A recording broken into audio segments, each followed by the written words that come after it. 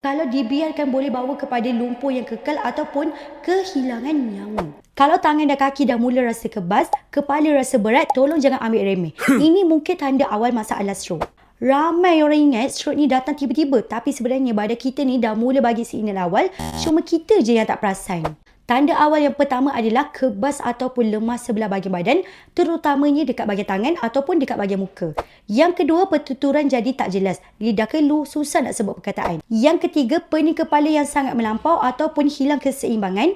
Yang keempat, pandangan kabur tiba-tiba. Yang kelima, mengalami masalah kesukaran untuk tidur. Stroke ni bukan terus lumpuh tau. Ia bermula perlahan, tapi kalau dibiarkan boleh bawa kepada lumpuh yang kekal ataupun kehilangan nyawa. Sebab tu pentingnya untuk jaga pengaliran darah dan juga kesihatan saraf.